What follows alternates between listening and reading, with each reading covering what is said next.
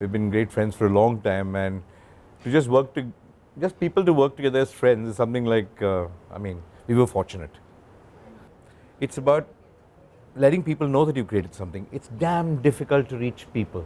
And I'm not talking of media or planning or anything of that sort. Just for people to be aware of anything that you create is becoming a nightmare. And everybody is being satisfied by various parameters saying they've reached or they've achieved some task or they've moved this particular factor as far as the brand is concerned. But I don't really know whether both in the industry that I currently am involved with this films as well as advertising, I don't think both these industries really are quite clear of exactly how to effectively reach people. I mean, reaching is easy, but effectively reach people is becoming a nightmare. And I think that science is being now, instead of solving that problem, I think we're deviating the topic into various kinds of confusion. But I think the crying need of the hour is, how do you do that? I'd like to add to that, and I'm going to start from where Balki as a person is. He's a guy who always breaks things. He breaks the mold. He doesn't accept the narrative. He creates his own narrative. And that's important, because if you keep looking at the market as your inspiration, you become the market. So what's your contribution? So to break the narrative, to break the popular notion is about the artist. And when the artist, the original AI is the artist inside, right? That's AI for me. And that's what Balki is, and that's what I try to be. I try to look at the world. He was born that. To look at the world from saying, hey, let me not just get affected by everything that people are saying, but take that and maybe break something. So when we look at 2023, it's not about should I go with what the world is saying, it's about what do I want to do with the world, yeah? It's that. I think the challenges you sort of in a way alluded to when you said that about the audience. You can't reach, nobody cares. I mean, there's too much hitting people, and what we expect people to kind of jump up and dance on a message from a brand is no longer happening. And I just really feel that we've got to figure out, creativity means two things. One is an idea, and one is an idea that actually reaches people effectively. There are two parts of it. I think definition of creativity is no longer just an idea for a brand. It's just that. Yeah, and I think everything is opportunity right now, because there is you don't know what's next. So you seize whatever comes your way, and you see every moment as a creative moment, like what just happened, right? I mean, the two of us met, and we said, hey, let's do this together, and you were, kind enough to be spontaneous with us, and something happens. I think that is what it means to seize the moment.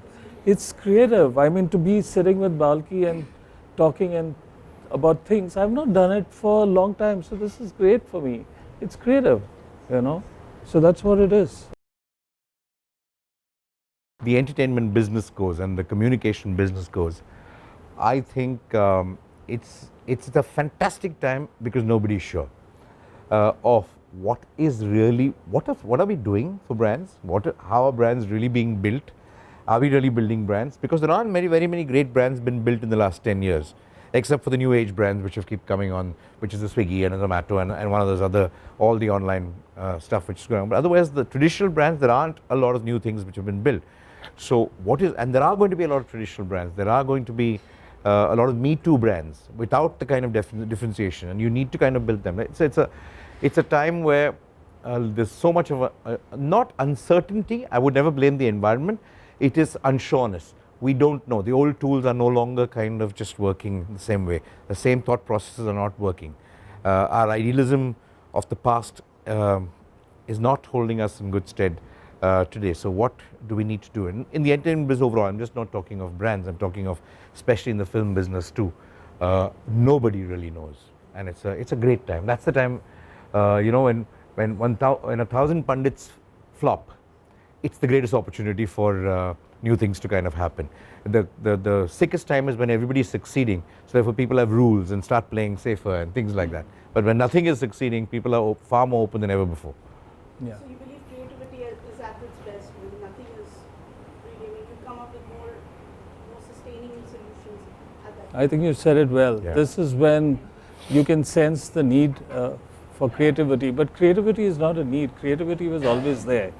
You know, you can just feel it being heightened. And like, for example, I feel today that people are not listening enough. And so I start thinking about my definition of creativity. And I say creativity is sensitivity in a world where no one is listening. So suddenly it's another way of defining creativity. There was a time we said creativity is about connections. You take two things that are not connected and you bring it together like a DJ and boom, something happens, right?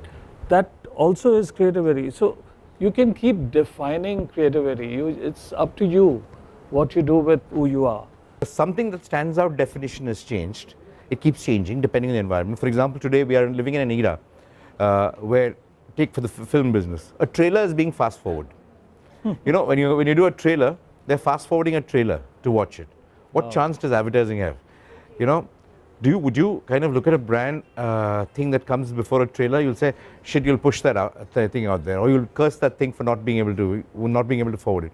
So I feel that brands have to no longer just look at the cliche things of, okay, I got so many hits and I got so many this thing, because all that is rubbish. It doesn't kind of really lead to effectiveness of your message. How do you stand out in an environment that nobody is interested in you? Just look at a simple thing. Nobody is interested in you. How do I stand out? And also, I just feel that sometimes the tools that we use when people were looking forward to us are not the same tools when we are looking forward to people. Okay, so today we are looking forward to people. People are not looking forward to us in the entertainment business. But the tools that we're engaging with as far as people are concerned are the same damn things. How do you expect it to work? It's not going to work. So more than the actual creation itself, it's about how do I tell people I have a creation like that. You're not even getting there because there's so much of noise there, and that's the trick of the trade. And it's not going to come through some charts and data and reach and this thing figures. It's not going to come. No, you go through data to learn what your problem is. You know where the opportunities are, where the issues are. But that's not the solution. Once you know it, and how do you solve it? I'm not seeing a lot of solutions coming out of it. You know, you can understand it, but you can't employ the same old cliches and think you found a solution. Sometimes I think we understand a problem much better than we are able to solve it right now. On that, yeah, so I mean, big data can take you to the door, but after somebody knocks, you knock and they open the door, what do you tell them, right? So at that point, you don't need big data, you need emotional data. So it's the data of the heart, it's the data of the soul. And that is where you can find a solution. When you find the data of the soul, when I'm talking to you and I get into a deep conversation, I find something that's helpful to all humanity.